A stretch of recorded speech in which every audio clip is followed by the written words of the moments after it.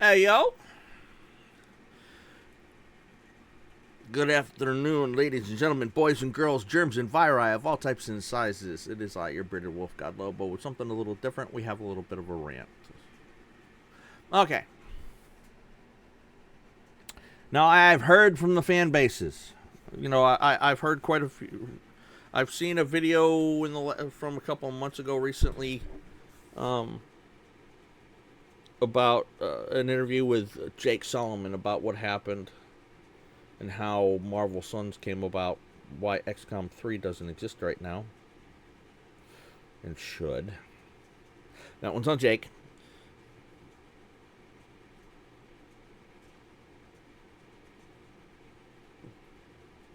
Because I think even if they are working on XCOM 3 right now, in the video I saw, the guy that did the video thinks they very well might finally be doing it, but without Jake Solomon at the helm, I don't think they're gonna continue with the storyline from XCOM 2 and War of the Chosen.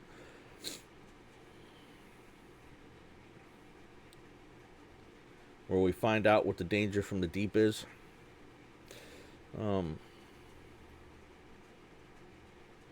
What the elders feared so.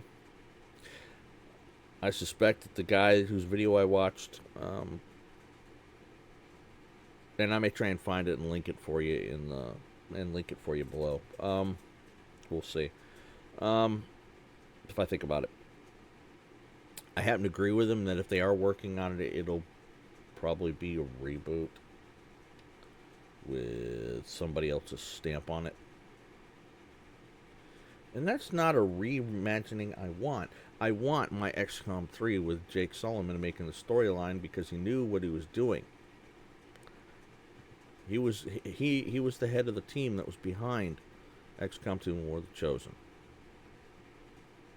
And I'm disappointed that we didn't get an XCOM 3. Anyway. So here's what happened. Jake self-admittedly was working on story and stuff for XCOM 3. Trying to figure stuff out. Where to go with it, how it should progress, and all this yada yada yada. When Marvel came to Firaxis, to Jake, in the end, and said, hey,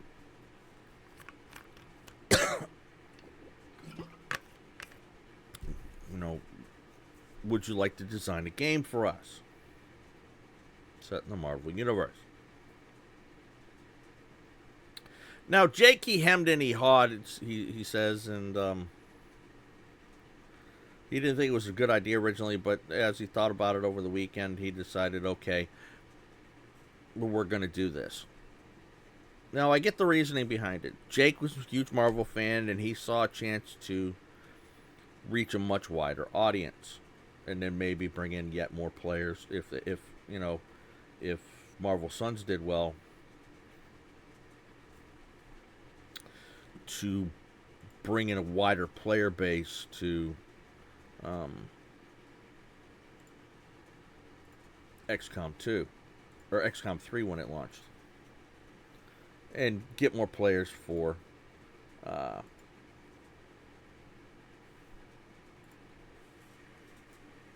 XCOM 3 when it released. XCOM 2, XCOM 3, and even Enemy Unknown and Within.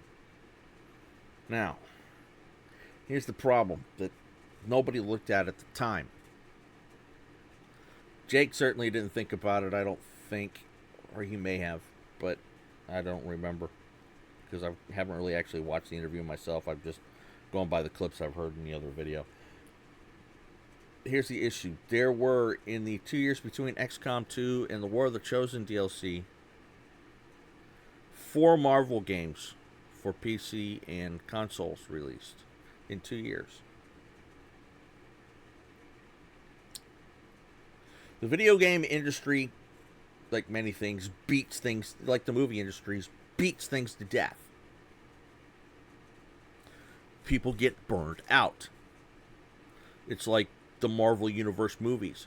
Disney, Marvel took that and beat it into the ground and then some.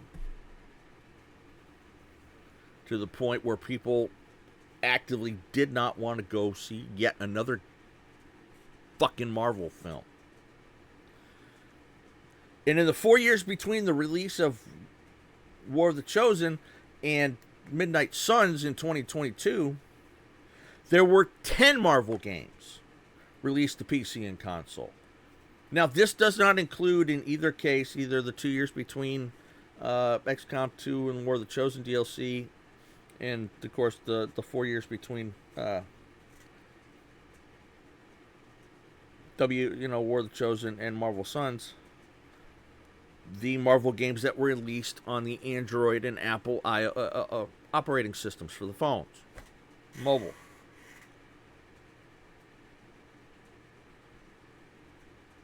So, in those 6 years, for PC and console alone, there were some 14 games. Marvel Universe.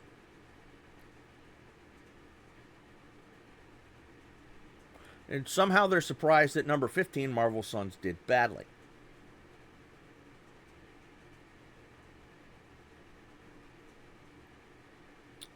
In part was because it was something the Marvel players that actually played and consistently bought the Marvel games were not used to.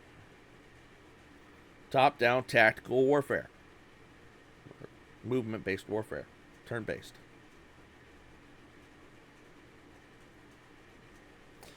Jake, to his credit, did try to introduce that to them. He did so at the expense of XCOM 3 in the end. Here's why. Midnight Suns sold an estimated 560,000 copies on Steam. And yet, the number of players that play it, let me show you the charts from launch day until now. The peak all-time number of players from launch day, launch month, was 15,000 peak players on average. Average number of players was 6,200. Yet somehow they sold 560,000 copies and only 15,000 were playing at peak at one time.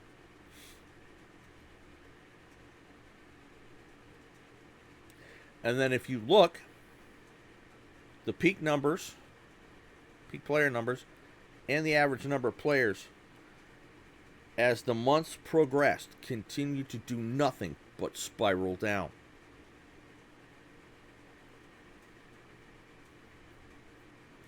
At its highest, and it's pretty much. I mean, there was a spike this year, earlier this year, from December actually to March, of about 3,000 players, and then it peaked down. Now it's under 1,000 players, and right now, as of there's actually 1,000 players playing it right now as of 27 minutes ago. But that's it.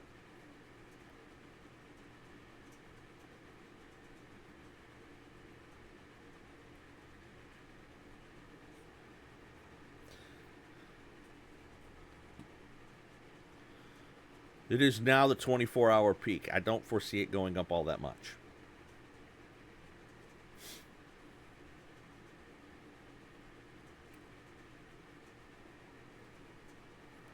Now, contrast this, let me reload it, with XCOM 2. There are, as of 30 minutes ago, 5,100 players playing XCOM 2.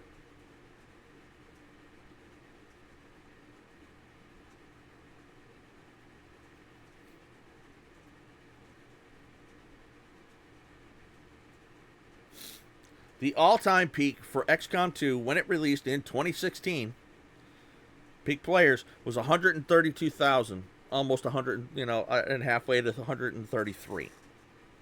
The average number of daily players was 42,000. It too, simply because it's not the super duper most popular game style, which is sad because I love it. Solid gameplay. Oh my god. Try not to sneeze here. Give me a second.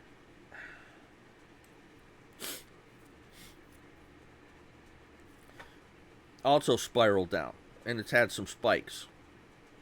20,000 and 16,000 in February of 2017, which was, sorry, I know this is not what you want to watch.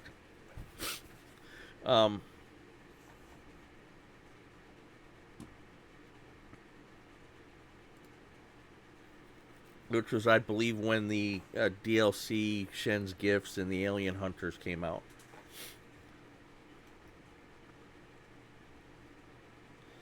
$2018. And then there was a huge spike in August and September of 2017. Yeah, I mentioned that already. That was when the DLC came out. And then in 2018 is when the War of the Chosen came out. It didn't see as big a spike, but it bounced around a bit. And then there was another spike in 2020 after frickin' Coof. And then it's been up and down ever since. But it's been averaging between 4,500 and 5,000 players the last several months, the last year or so. In contrast to Midnight Suns.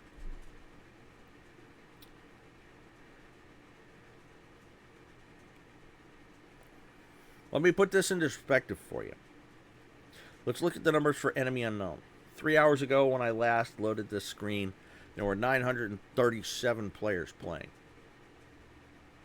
A game that is 12 years old. Let's see if it's gone up or down. It's up. It's up to 1,036, so it's right about on par. So, a 12-year-old game is on par with a 2-year-old AAA title. Folks, that's pathetic. And it is because, as I said, people were burned out. They did not think this through. At all. And so,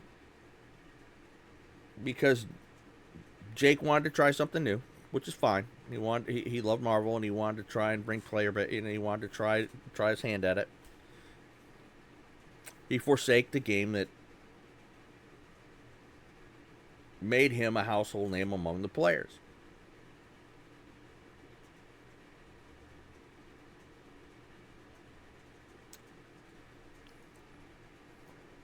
Which, again, I understand. He wanted to try something new. He loved Marvel. But it bit him in the ass. Bit Firaxis in the ass.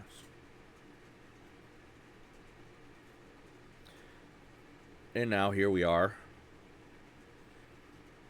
8 years later, with no XCom 3.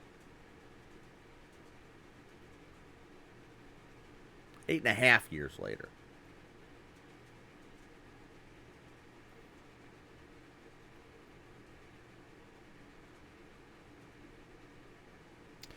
And then Firaxis did, and then not Firaxis, but 2K, the publisher for XCOM 2, did something interesting. They did their own launcher. Now, for those who have been playing since the beginning, they know what the original launcher looked like for XCOM 2. And it launched the launcher, and you came in and managed your mods. And, if any weren't, usable anymore because of an update, then you came in, you managed your mods, and then launched the game. 2K has this, and it doesn't play with the XCOM 2 mods at all. It don't like them. I've tried. There is what is called the XCOM Alternative Mod Launcher. That from looks of it, I believe, from pictures I've seen of it, is exactly like the original launcher. And that is what most people use to run modded, um, especially heavily modded um, campaigns.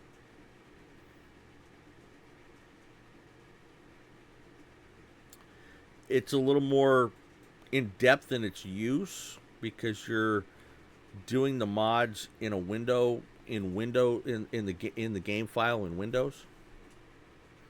Um, but yeah. So then 2K screwed the pooch. And this is why we don't have XCOM 3.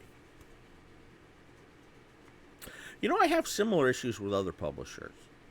Just as an aside. How many people have heard of People Can Fly?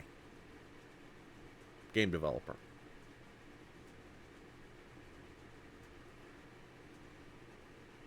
You might have heard of one of their games that I am a huge fan of. That I still play to this day. Called Bulletstorm. Pardon me, I gotta. Well, I know it's not what you wanted to look at. They, a couple of years ago, re-released it on Steam as the full clip edition with some improvements as a test to see if there was interest in the sequel that they left the game at the end wide open for. We should have it already, and it's been almost a decade, give or take. I'd actually have to look.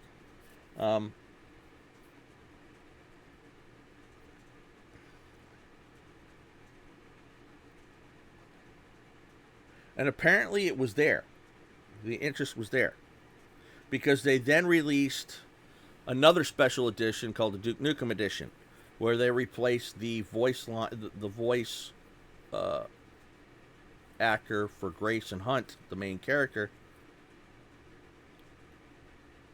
with lines from Duke Nukem, or voice actor doing Duke Nukem.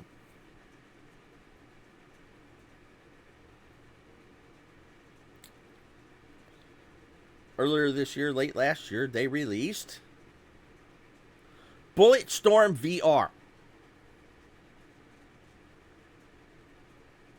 So, by their own quoted admission, they re-released it, the full clip edition, a couple of years back because they wanted to see if there was still any interest in the game. Apparently there was, because they're releasing special editions for it, and there's no news at all of a sequel. At all. Not that I can find.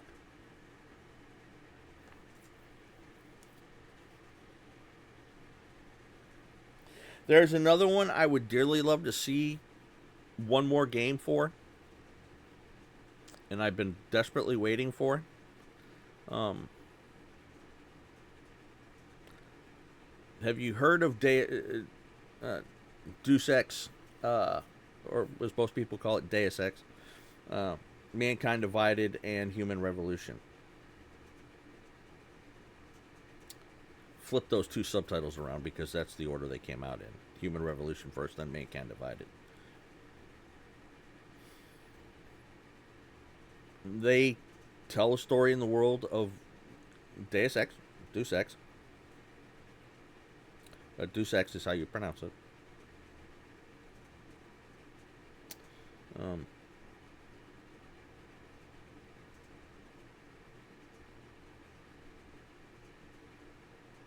I believe. I'd have to look.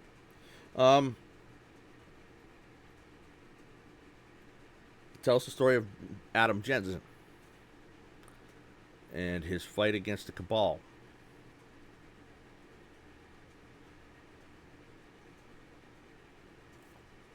And criminals. And this and that. The Illuminati, actually. As it turns out. Basically. Spoiler alerts, by the way. The games were really well designed, graphically beautiful, and unendingly replayable.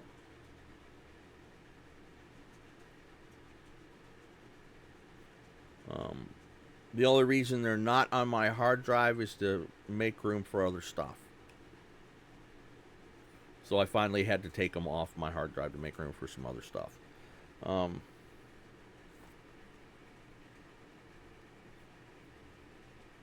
I've been waiting and waiting for another one. Now, let us harken back to a few years ago. Does anybody remember when Marvel Guardians of the Galaxy video game was announced? Hold on, let me pull up Steam.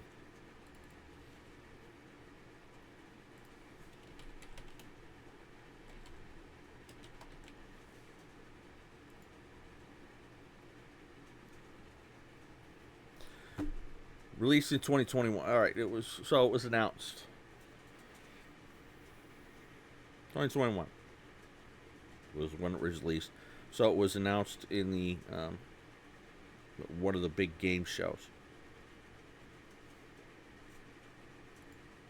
Now, most of us who follow Eidos Montreal thought, yes, we're finally getting another Deus Ex. Nope. We got yet another fucking Marvel game.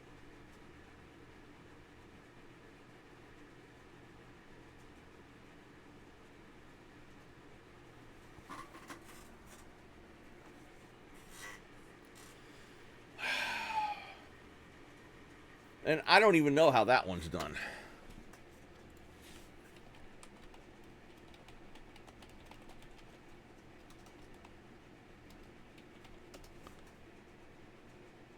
Let's look.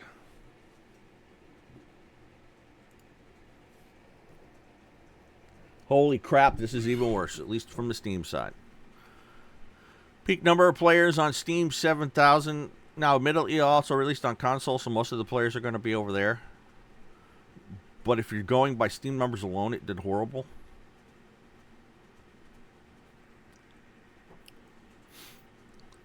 $7,000 peak players. 7,300 players, peak players. And it is, and I mean, 565 peak players last month in the last 30 days, which was last month. Currently 299 players. So once again, the development studio,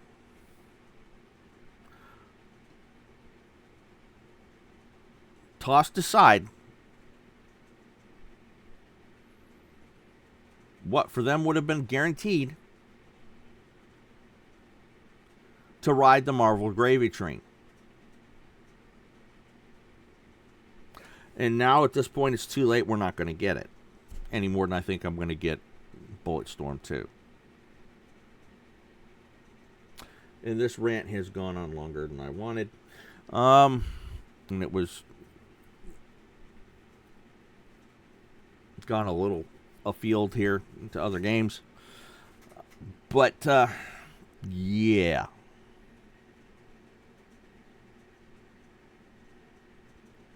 Gist of it is, at this point, don't ride the Marvel gravy train. It'll get you killed.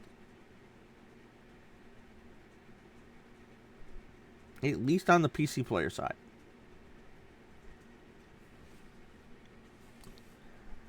$9,800 all-time peak. And of course, we'll never know what it was. I don't think we'll ever. I don't know what the. Let's look and see what the sales were for that.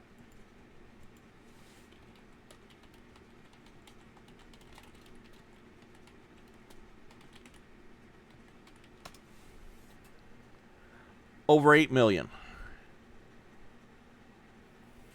Okay, so that's almost all. So it's actually done well for everybody except it's actually done well for them, except on the PC side.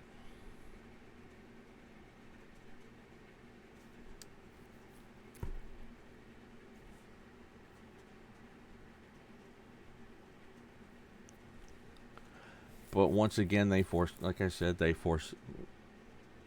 forsake a title that people would actually want. That is Cyberpunk before Cyberpunk ever fucking went into development as a video game. To give us, with CD Projekt Red.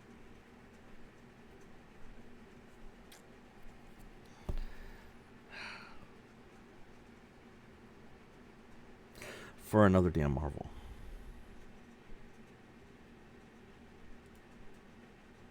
It drives me up the wall. Anyway, I'm rambling and ranting at the same time. We're going to end it here. Thank you for watching. This has been your Bearded Wolf God Love all. We'll see you around.